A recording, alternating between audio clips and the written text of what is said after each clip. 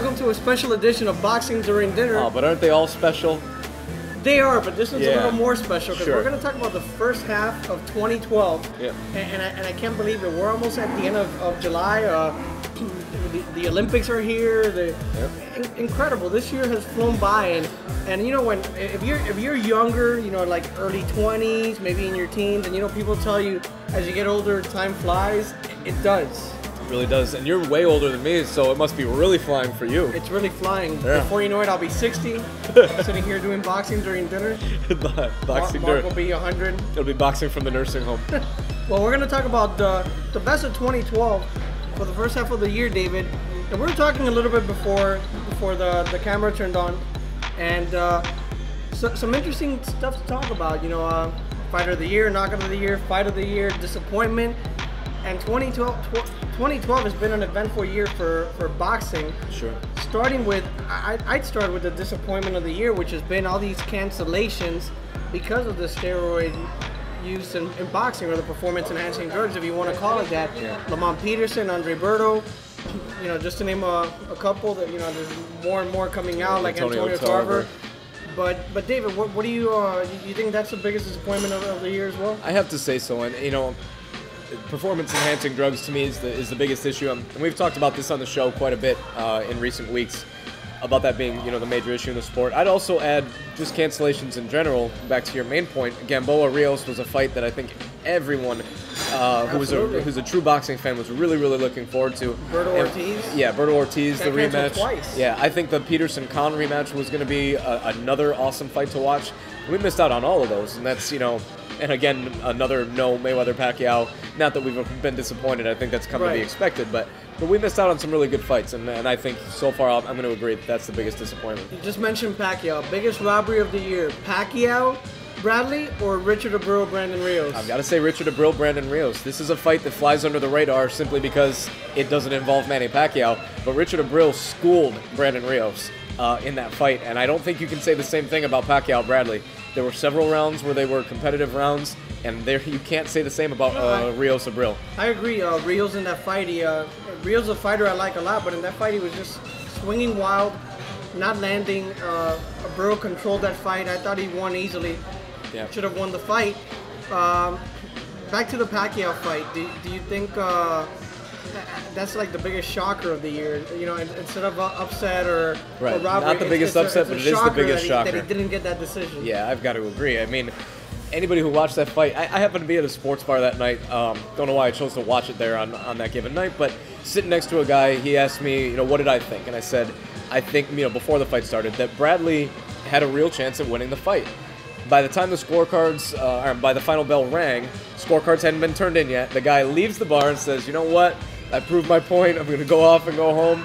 3 scorecards get read. Timothy Bradley's the winner, and I was as shocked as everybody else, mainly because it's Manny Pacquiao, and you don't expect that to happen to him, of all people, but it did. Well, our knockout of the year happened on that same night, and it's a friend of Boxing During Dinners, and we're not giving it to him because of that. If you've seen the knockout, you know that Randall Bailey's knockout of Mike Jones is the knockout of the year.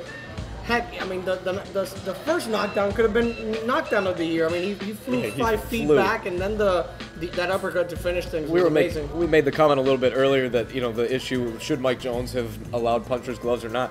I mean, Randall Bailey could have thrown a pillow from that uppercut position. Could have fought with those huge gloves that Shaq fought Manny Pacquiao or De La exactly. Hoya with. The Shaq-out fight.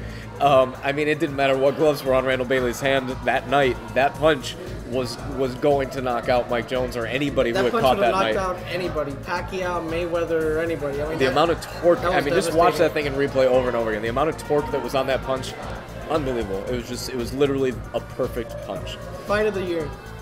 To me, at this point, it's got to be Victor Ortiz, Josecito Lopez. I mean, my heart was racing in that fight, much like it was for what I called the 2011 fight of the year, which was Ortiz-Berto. Oddly enough, people want to, you know, crap on Victor Ortiz for what they perceive as his lack of heart. The guy's in wars all the time. He's headbutting people when he's not, but or quitting otherwise. But Victor Ortiz fights, and I don't think he quit against Josecito Lopez. The guy's jaw was broken in 2 places. It's wired shut as we speak. That had so much good back and forth action, and I really thought either of those guys could have been dropped at any moment.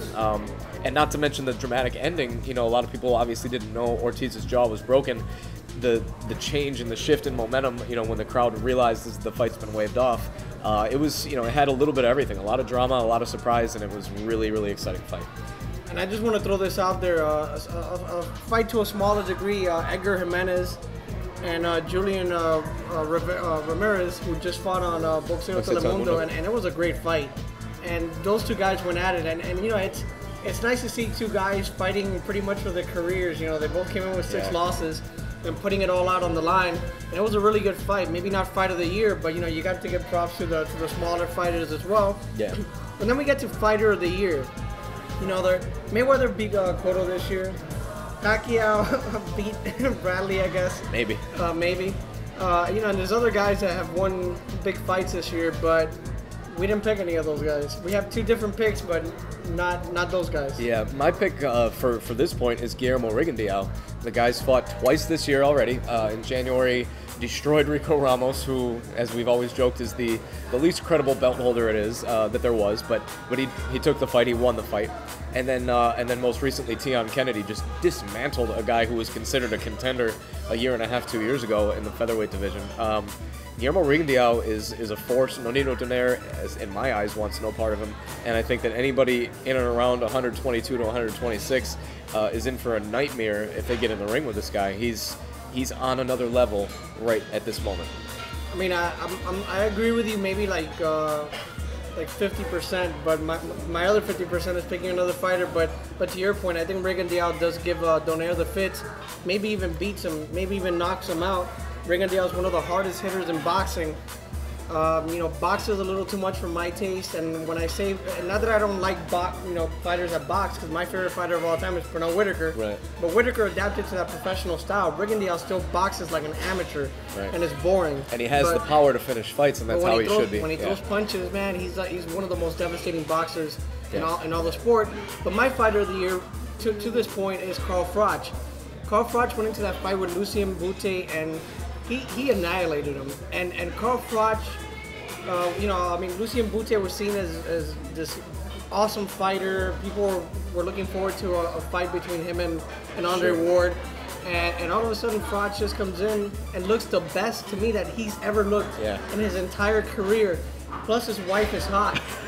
and that has to count for something. Yeah, I'll give you points for that. But Carl Froch, in a year where England is getting ready for the Olympics and they have all these big events, and Carl Froch may have provided one of the best moments for England this year.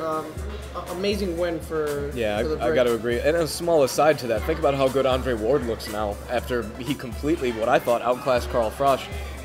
And then, you know, who was perceived as maybe ducking Lucien Bute. Well, look what Carl Froch did to him. I mean, the guy is not done as a fighter by any stretch of the imagination. Now he's looking at a rematch with Kessler. I mean, this Carl Froch very realistically could be the fighter of the year by the end of 2012.